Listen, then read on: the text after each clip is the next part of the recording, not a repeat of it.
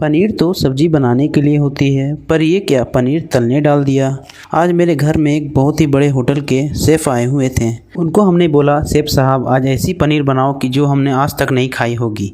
उन्होंने क्या किया, पनीर के पूरे गट्ठे को ही तेल में तलना स्टार्ट कर दिया। मैंने कहा, शेफ़ साहब पनीर को इस तरह से तेल में कौन तलता है। तो उन्होंने कहा, आप बस देखते जाओ, मैं आज आपको पनीर की ऐसी यूज बताऊंगा जो आपको बड़े से बड़े 5 स्टार होटल्स के शेफ़ भी नहीं बता पाएंगे। मैंने कहा, वाह, फिर तो आज मज़े ही आ जाएंगे। उन्होंने पनीर को तलने के बाद एक पानी के कटोरे में डाल दिया। मैंने कहा, शेफ़ साहब पहले तो आप पनीर को तल लेते हो, उसके बाद आप इसे पानी में क्यों डाल रहे हो। तो उन्होंने कहा, पानी में डालने से पनीर सॉफ्ट रहेंगे और इसका सारा तेल पानी में ही छूट जाएगा। उसके बाद उन्होंने उसी तेल में 4 साबुत प्याज, 3 हरी मिर्च और कुछ लहसुन भी डाल दिए। फिर मैंने शेफ़ साहब से पूछा कि अब ये क्या कर रहे हो शेफ़ साहब, क्योंकि मैंने कभी इस तरह से प्याज को हरी मिर्च और लहसुन के साथ तेल में तलते हुए नहीं देखा। फिर वो बोले, सारा खेल तो इसी में है मेरे भाई। मैंने कहा, अच्छा। इसके बाद उन्होंने इसमें 3 टमाटर भी डाल दिए। मुझे तो कुछ समझ में ही नहीं आ रहा था ये क्या हो रहा है। उन्होंने 3-4 मिनट तक सारी चीज़ों को तलने के बाद उसे एक प्लेट में निकाल लिया। मैं मन ही मन सोचा, अब ये क्या करने वाले हैं। उतने में ही उन्होंने कुछ काजू और बादाम को भी इसी तेल में तलने डाल दिया।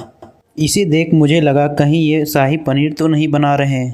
फिर मैं सोचा, पर शाही पनीर तो इस तरह से नहीं बनता। मैं तो अब और भी कंफ्यूज हो गया था कि ये क्या बन रहा है। फिर उन्होंने काजू बादाम को भी उसी प्लेट में हल्का तल के निकाल लिया। मैं बस ये चाह रहा था कि आज कुछ भी बने लेकिन टेस्टी वो ज़रूर हो। फिर उन्होंने सारी चीज़ों को मिक्सी के जार में डालकर उसका पेस्ट बना लिया। अब उन्होंने गैस में एक कढ़ाई चढ़ाई और उसमें हल्का तेल डाल दिया। तेल गर्म होते ही उसमें 2-3 तेज पत्ते डाले और बारीक कटे हुए लहसुन डाल दिया। फिर उसमें 2-3 कटी हुई हरी मिर्च भी डाल दी। फिर उसे हल्का भून लिया।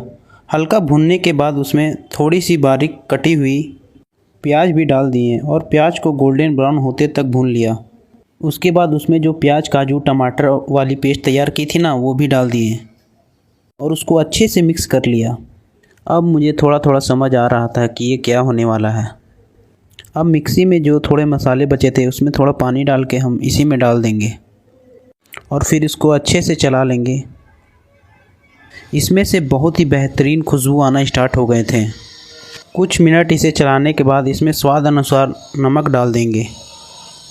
इसकी खुशबू इतनी प्यारी आ रही थी कि क्या बताऊं आपको।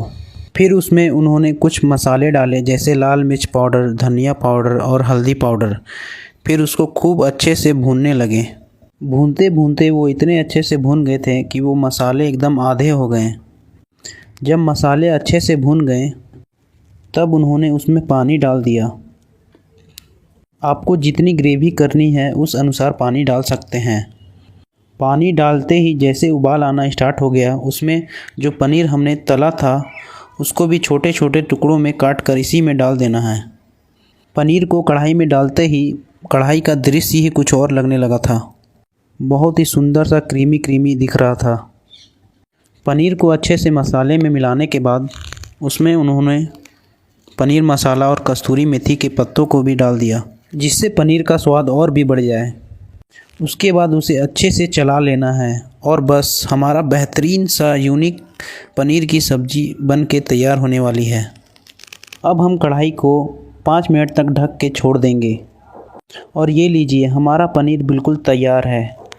ये पनीर मुझे देखने में ही इतना स्वादिष्ट लग रहा था कि मैं मुझसे रुका नहीं जा रहा था इसे टेस्ट करने के लिए। और जब मैंने इसे टेस्ट किया, इसका टेस्ट इतना अच्छा था कि बड़े से बड़े होटल और रेस्टोरेंट को भी आराम से फेल कर दे। आपको ये पनीर की रेसिपी कैसी लगी कमेंट में ज़रूर बताना और आप भी एक बार इस तरह से पनीर बना के देखें, आपको मज़ा ही आ जाएंगे।